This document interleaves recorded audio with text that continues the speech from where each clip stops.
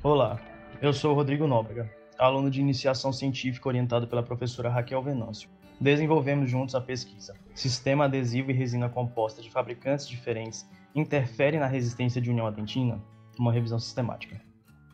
Os sistemas adesivos, eles normalmente compreendem três componentes principais, os podem ser usados separadamente ou misturados em dois produtos ou apenas um frasco. O principal fator responsável pelas diferenças desses sistemas adesivos está na proporção dos ingredientes que estão incluídos. Porém, os fabricantes geralmente não divulgam a composição exata desses adesivos ou das resinas compostas, especialmente se eles tiverem compostos patenteados. Sendo assim, ainda não é possível julgar clinicamente se o adesivo e a resina composta de fabricantes diferentes apresentam ou não compatibilidade entre si. O objetivo dessa pesquisa foi identificar se o uso desses sistemas adesivos e resinas compostas de fabricantes diferentes teriam alguma interferência na resistência de união à dentina. Para a realização dessa pesquisa sistemática, existem alguns critérios de inclusão. Utilizamos artigos que utilizassem resinas e adesivos de mesmo fabricante e fabricantes diferentes na pesquisa, porque precisamos ter um grupo controle, que seria resina e adesivo de mesmo fabricante. Utilizamos nessa revisão sistemática estudos em que os corpos de prova também foram armazenados no mínimo 24 horas em solução salina ou água destilada a 37 graus.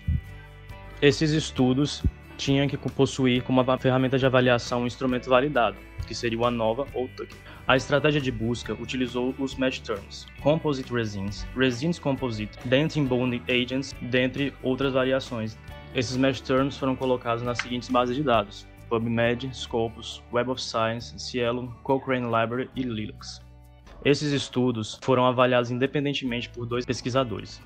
Tudo isso para diminuir o risco de viés. Então esses estudos foram analisados e classificados de acordo com os seguintes critérios: geração de sequência aleatória, amostras com dimensões similares, presença de grupo controle, cegamento da avaliação dos resultados, dados incompletos dos resultados, relatórios seletivos e outros vieses. A extração de dados foi posteriormente realizada, pegando as informações gerais dos estudos, os autores e anos de publicação, tais como informações específicas, como local de realização da pesquisa, armazenamento das amostras, também as marcas das resinas e adesivos, os fotopolimerizadores utilizados, as combinações geradas e os métodos de avaliação dessas combinações. Na análise de dados foram encontrados 342 estudos, sendo esses 23 removidos por duplicidade, 315 foram removidos porque não se adequaram aos critérios. 4 estudos foram lidos na íntegra, porém, apenas 3 estudos foram incluídos no pol de dados. Diante desses critérios, para a análise do risco de viés, percebe-se que a geração de sequência aleatória apresenta um baixo risco de viés. As amostras com dimensões similares também estão presentes em todas as pesquisas, então diminui o risco de viés.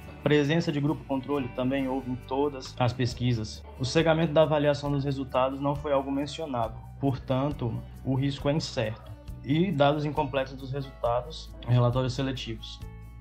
Então, vocês podem ver essa tabelinha contendo o autor, o ano, o país de publicação, quantos corpos de prova foram utilizados, as condições de armazenamento, as resinas compostas utilizadas, os adesivos utilizados, todas as combinações entre adesivos foram realizadas, o fotopolimerizador utilizado e o teste utilizado.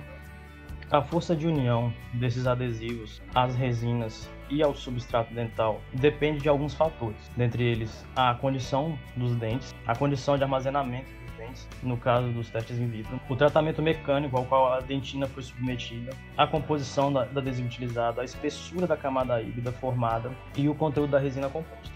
Os sistemas adesivos autocondicionantes aumentam a força de união justamente por desmineralizarem a dentina de uma forma apenas superficial. Além disso, os monômeros à base de carboxilofosfato estão presentes em suas composições, o que também ajuda nessa união. E em muitos desses sistemas adesivos são adicionados cargas para aumentar a força de ligação. Porém, quando o conteúdo de carga aumenta, isso vai dificultar a formação da camada híbrida apropriada. Outro fator que poderia interferir seria o tamanho das partículas presentes nas resinas, tendo em vista que essas partículas grandes elas apresentam mais irregularidades na superfície, o que favorece uma ligação mecânica. Também há compostos resinosos do tipo nanohíbrido, nanoparticulado, cerâmica modificada, misturada com carga de vidro, muitos outros que possuem em sua composição siloxanos, que também são responsáveis por aumentar as forças de união. E é claro que o grau de conversão desses produtos resinosos não pode ser desconsiderado, já que os monômeros residuais presentes numa polimerização ineficaz vai afetar consideravelmente a qualidade das restaurações. Este grau de conversão, portanto, pode ser afetado por uma série de fatores, como a intensidade de luz do fotopolimerizador, a distância da ponta do aparelho até a restauração e outros fatores. Então, a conclusão dessa revisão sistemática, baseada nos 3 estudos avaliados, é que sim, existe diferença entre a utilização dos sistemas adesivos e resinas de mesma marca para sistemas adesivos e resinas de marcas diferentes. Em 2 dos 3 estudos avaliados, a associação entre os produtos de mesma marca mostrou-se estatisticamente inferior do que a associação de produtos de marcas diferentes. Porém, no outro estudo, a associação entre produtos de mesma marca mostrou-se tão eficiente quanto na maioria das demais combinações.